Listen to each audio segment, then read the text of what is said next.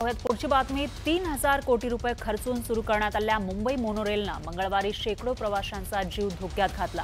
त्यामुळे आता मोनोरेलमध्ये प्रवास करायचा की नाही याच पेचात प्रवासी सापडले।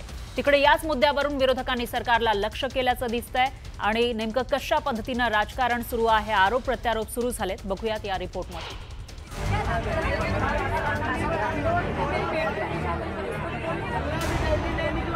जो घाबरता काही जण बेशुद्ध पण पडायला लागले होते। करके पुलिस को भी 1 घंटा हो गया। अरे हमारा एक बच्चे को चक्कर आ गया। इधर इसको ना चक्कर भी आ गया। देखो ये बैठ गया नीचे। सर्व एसी बंद, लाईट बंद, सर्व बंद, हवा बिवा काय नाही, सर्व घामान पूर्ण झालं। सफोकेशन हो रहा है, ऑक्सीजन की कमी हो रही है, ऑक्सीजन लेवल कम हो रहा है और वो परेशान हो रहे हैं। बस एक दूसरे को हिम्मत दे करके वो एक दूसरे को टिकाए हुए हैं। मंगळवारी अख्खी मुंबई पाण्यात बुडालेली असताना मुंबईतल्या मोनो रेल्वेनं प्रवाशांचा जीव टांगणीला आणला।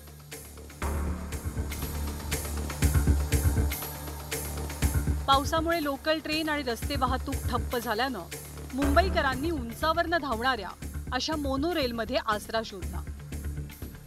पण संध्याकाळी मैसूर कॉलनी ते भक्ती पार्क दरम्यान ही मोनो रेल अचानक बंद पडली आणि प्रवासी अडचणीत सापडले। तब्बल 2.5 तास ही मोनो रेल्वे ठप्प होती। त्यामुळे आता प्रवाशांनी या मोनो रेल प्रवासाची धास्ती घेतल्याचं पाहायला मिळतं। याला जबाबदार कोण आहे, कोण अधिकारी घेणार, पोलीस प्रशासन घेणार, सुरक्षा यंत्रणा घेणार, कोणी जबाबदारी घ्यायची, मुख्यमंत्री घेणार का कोण घेणार? आम्हाला उत्तर भेटणार आहे की नाही? आम्ही असंच राहायचं का? आम्ही असंच खाली मारायचं का? सामान्य माणसाने नोकरीवर जातोय का लढाईला जातोय हे कोण सांगणार? याचं उत्तर आम्हाला प्रशासनाकडनं पाहिजे। आणि मोनोरेलमध्ये जाता जी भीती आहे तीच उद्या मेट्रोमध्ये होणार आहे। अंडरग्राऊंड मेट्रो तुम्ही करतात, उद्या पाणी साचलं अंडरग्राऊंड मेट्रोमध्ये कोण जाणार वाचवायला? 2.5 तास लोकांना वेटीच धरणं हेच चुकीचं आहे। मुळात लोकांनी ज्यावेळेस प्रतिकार केला की लोकांनी दरवाजे तोडले आणि मग बाहेर येण्याचा प्रयत्न केला, तोपर्यंत प्रशासन बघायची भूमिका घेत होती। मी याचा जाहीर निषेध करतो।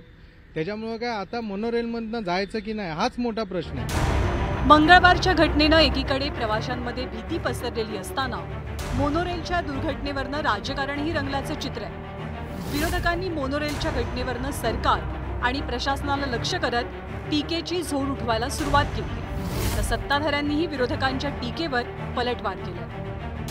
यंत्रणा आहे ही अपघात झाल्यावर तिथे जाते। अपघात टाळण्यासाठी तुम्ही काय करताय? आतापर्यंत काय झालं की आमच्यावर खापर फोडत होते, आता 3 वर्ष तुमच्याकडे आहे ना प्रशासनाकडे। काल मोठे नगरविकास मंत्री छत्री घेऊन फिरत होते शेंगदाणे खात। अधिकारा फिरवतो ना काय? मोनोरेल बंद पडली, लोक अडकले। या सगळ्याला जबाबदार महाराष्ट्रामध्ये देवेंद्र फडणवीस, एकनाथ शिंदे यांनी केलेलं शासन। मोनोरेलच्या बद्दल अशा प्रकारचा प्रसंग झाल्यानंतर खरं त्याच्यात राजकारण न आणता पहिल्यांदा आपल्या नागरिकांना कसं मदत करता येईल। आता ती मोनोरेल हे बंद पडल्यानंतर कारण काय झालं ते पण त्यांच्या टेक्निकल लोकांनी सांगितलं की त्याच्या कॅपॅसिटीपेक्षा काही टन लोक जास्त बसलेली होती। मोनोरेलवरनं सत्ताधारी आणि विरोधकांमध्ये आरोप प्रत्यारोप होत असले तरी मंगळवारच्या मोनोरेल दुर्घटनेनं काही सवाल मात्र निश्चितच उपस्थित होतात। मोनोरेल ओव्हरलोड झाली होती तर ती पुढे नेलीच का? ट्रेनमध्ये वजन वाढल्याची सूचना देणारी यंत्रणा नव्हती का? स्टेशनवरतीच अतिरिक्त प्रवाशांना रोखण्यात का आलं नाही? दुसऱ्या ट्रेननं धक्का देऊन प्रवाशांच्या जीवाशी खेळ कशासाठी?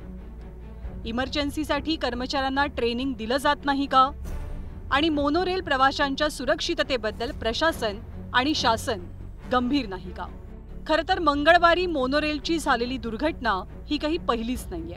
1 फेब्रुवारी 2014 साली सुरू झालेल्या मोनोरेल याआधी सुद्धा मध्येच बंद पडल्याचे प्रकार घडले। त्यामुळे मंगळवारच्या प्रकारात वाढलेली गर्दी हे कारण जरी सांगितलं जात असलं तरी 3000 कोटी रुपये खर्च करून सुरू केलेल्या या मोनोरेलचा गोंधळ कधी उडेल हे कुणीच सांगू शकत नाही। त्यामुळे खरंच सरकारला मोनोरेल्वे चालवायची असेल तर तिच्या योग्य नियोजनाकडे आणि प्रवाशांच्या सुरक्षेकडे लक्ष द्यायलाच हवं। अन्यथा नाहक आणि वारंवार प्रवाशांचा जीव धोक्यात घालणं बंद करावं अशी मागणी आता मुंबईकर करू लागलाय। शरद जाधव, न्यूज 18 लोकमत,